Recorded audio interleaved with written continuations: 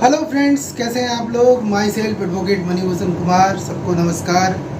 अगर आप मेरे चैनल पे नए हैं तो मेरे चैनल को सब्सक्राइब करें, लाइक करें, शेयर करें और मेरे चैनल से एक अच्छी शिक्षा लें, क्योंकि मेरे चैनल में वीडियो अपलोड करने का एकमात्र मकसद ये है कि आपको लीगल अवेयर कर सकूं, आपको कानून की जानकारी दे सकूं, जिससे आप कभी भी किसी भी मुसीबत में ना फंसे। तो आज का जो मेरा टॉपिक है वो CRPC 125 के ऊपर है। CRPC 125 क्या होता है? CRPC 125 ये होता है कि अगर कोई हस्बैंड अपनी वाइफ को छोड़ दे, या अगर कोई बेटा अपने माता पिता पे ध्यान ना दे, बच्चों पे ध्यान ना दे, तो बच्चों को, माता पिता को और वाइफ को ये अधिकार 125 में दिया गया है कि आप मेंटेनेंस केस फाइल करके मेंटेनेंस ले सकते हैं। देखिए, लॉ में भी बहुत सारे सब्जेक्ट होते हैं। जैसे होता है CRPC, उसके बाद होता है APC, उसके बाद होता है मोटर व्हीकल्स एक्ट। मतलब नियम के बारे में बताया गया है, कौन कौन से नियम हैं। तो उसी तरह एक नियम है CRPC में 125 में लिखा गया है कि अगर आप पत्नी हैं तो आपको मेंटेनेंस मिल सकता है, आप मेंटेनेंस के लिए क्लेम कर सकते हैं। अगर आप बूढ़े माँ बाप हैं और बेटा आपको खर्चा नहीं दे रहा है, आपका स्वास्थ्य का देखभाल नहीं कर रहा है और आपकी प्रॉपर्टी पे कब्जा करके बैठा हुआ है, तो आप मेंटेनेंस केस करके अपने बेटे से हर महीने की पैसा ले सकते हैं और अपना खर्चा चला सकते हैं। अगर आप छोटे बच्चे हैं, अगर आप डिपेंडेंट नहीं हैं, मतलब इंडिपेंडेंट नहीं है, डिपेंडेंट है, तो उस परिस्थिति में आप भी अपने पिताजी से मेंटेनेंस का पैसा ले सकते हैं। तो मेंटेनेंस यानी कि आपको खर्चा मांगने का अधिकार किससे है? आपके जन्मदाता से भी है और आपके पिताजी से भी है, मतलब माँ से भी है, पिता से भी है। माँ अगर कमा रही है तो वो उसको भी मेंटेनेंस का खर्चा देना पड़ेगा।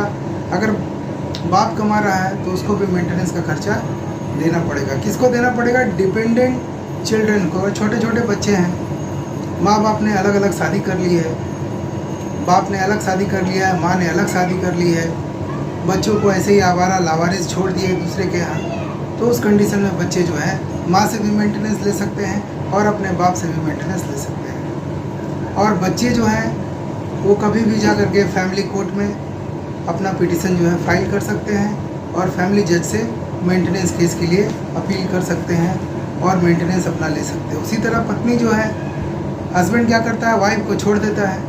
वाइफ जो है बेचारी दर दर भटकने लगती है।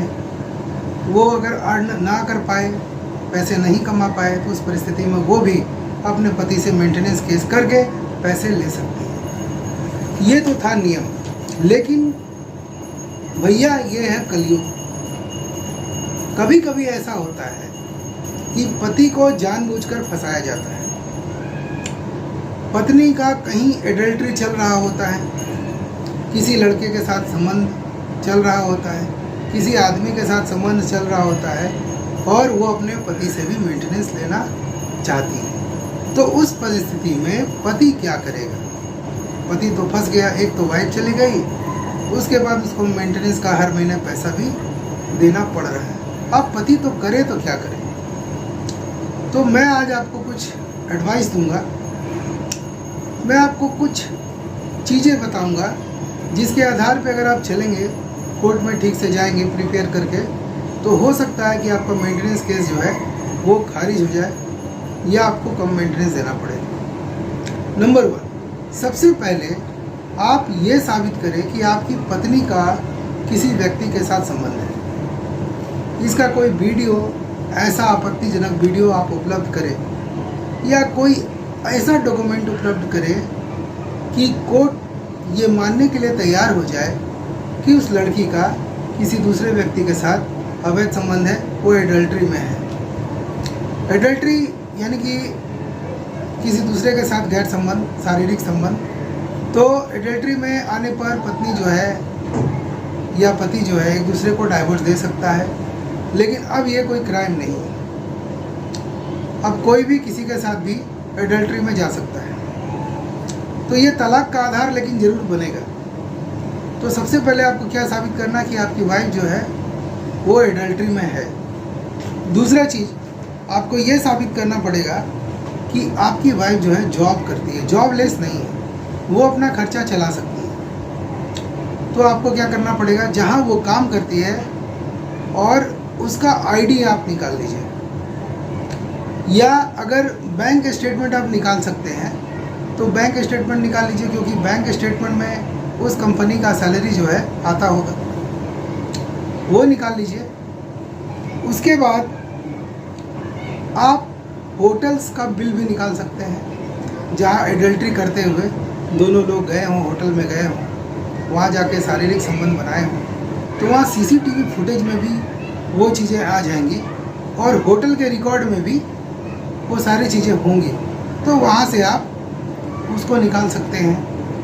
अगर कोई बस टिकट है, एयर टिकट है, या कोई शिप का टिकट है जिसमें दोनों साथ में गए हों, तो वहाँ का भी वो टिकट ले सकते हैं। और ये सारे के सारे चीज़ आप क्या करेंगे, अपने डिफेंस एविडेंस में लगाएंगे। यानी कि जब डिफेंस एविडेंस का बारी आएगा तो अपने वकील साहब को बोलेंगे और उनको ये सारे सबूत देंगे, उनको बोलेंगे कि ये सारे चीज़ वो आपके पिटीशन के साथ लगाएं और आपका जो पिटीशन है वो खारिज कराएं।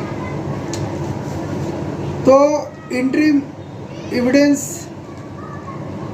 क्या होता है, आप बीच में भी कोई एविडेंस दे सकते हैं। मान लीजिए कि इंटरिम मेंटेनेंस अलाउ हो गया, तो आप क्या करेंगे, उसे रोकने के लिए आप ये सारे एविडेंस जो है इकट्ठे करके एक पक्का सबूत बनाकर आपको कोर्ट को दिखाना होगा, देना होगा, ताकि कोर्ट ये विश्वास कर सके कि आपने जो बातें बताई है वो पूरी तरह से सत्य है, सच है। मतलब लड़की जो है एडल्ट्री करते हुए पकड़ी जाए, लड़की जो है किसी होटल, रेस्टोरेंट या कहीं अन्य जगह पर एयर टिकट के माध्यम से, बस टिकट के माध्यम से या रेलवे टिकट के माध्यम से जाए तो एडल्ट्री करते हुए पकड़ी जाए। मतलब आपको सबूत जुगाड़ करना है।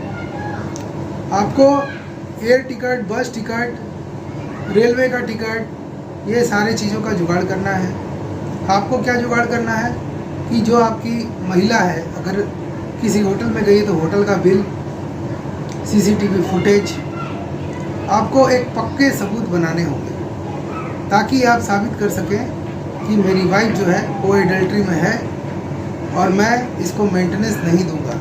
ये कहीं ना कहीं काम कर रही है, यहाँ काम कर रही है, यहाँ का देखिए ये आईडी है, यहाँ का देखिए ये बैंक स्टेटमेंट पे है जिसमें बैंक पर पैसा हर महीने इसका जाता है, ये मेरे पर डिपेंड नहीं है।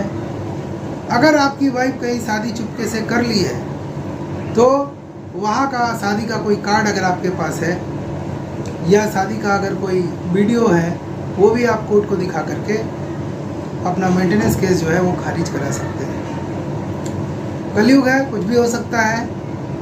लड़की मेंटेनेंस केस करके दूसरे के साथ उस आप ही के पैसे को एंजॉय कर सकती है, तो उसको रोकने के लिए ये सारे के सारे एविडेंस आपको डिफेंस एविडेंस के वक्त में लगाना होगा। तो मेंटेनेंस केस के बारे में मैं यही कहूँगा कि कोर्ट क्या करता है, कोर्ट पहले आपकी बात को नहीं मानेगा, आपकी वाइफ की बात को ही मानेगा, क्योंकि उन्होंने मेंटेनेंस केस किया हुआ है। तो उसको मानकर इंटरिम मेंटेनेंस जो है अलाउ कर सकता है। तो उसको खारिज करने के लिए आप पिटीशन डालेंगे और ये सारे के सारे डॉक्यूमेंट उसके साथ लगाएंगे और ये प्रमाणित करेंगे कि मैं जो बोल रहा हूँ वो सच बोल रहा हूँ। अब ये लड़की जो है मेरे पर डिपेंड नहीं है, मुझ पर डिपेंड नहीं है, और मेंटेनेंस केस को खारिज किया जाए। अगर आपकी बातों में सत्यता पाई गई, आपके सबूत अगर पक्के होंगे, तो आपका 100% मेंटेनेंस केस खारिज हो सकता है और आप मेंटेनेंस देने से बच सकते हैं। तो यही है CRPC 125। आज मैंने आपको ये बताया कि एक हस्बैंड को अगर फंसाया जाता है तो कैसे और किन सबूतों के आधार पर वो मेंटेनेंस केस को खारिज करा सकता है। मेंटेनेंस केस को एक तरीके से और खारिज कराया जा सकता है जब आपकी वाइफ का कोर्ट में क्रॉस एग्जामिनेशन होगा। जब आपके वकील करेंगे तो उससे इस तरह के सवाल पूछे जाए जिसके जाल में वो फंस जाए और वहाँ पर मेंटेनेंस केस जो है खारिज हो जाए। तो कंप्लेनेंट का क्रॉस एग्जामिनेशन, गवाह का क्रॉस एग्जामिनेशन बहुत इंपॉर्टेंट होता है। तो इसमें आप उन वकीलों को ही रखें जो इसके लिए माहिर खिलाड़ी माने जाते हैं। और आपके पास जो जो एविडेंस मैंने बताए हैं वो सारे एविडेंस आप इकट्ठा करके रखें और अपने वकील साहब को दें और उन्हीं के मार्गदर्शन से काम करें और अपना केस जो है खारिज करा लें। तो आज के लिए इतना ही। अगर आप भी मुझसे लीगल सलाह लेना चाहते हैं तो डिस्क्रिप्शन में दिए गए नंबर पर कंसल्ट कर सकते हैं। हमारी लीगल टीम आपकी सहायता ज़रूर करेगी। इसके लिए कोई मिनिमम चार्ज है, वो चार्ज आप पे करके हमारी लीगल सहायता ले सकते हैं। तो आज के लिए इतना ही।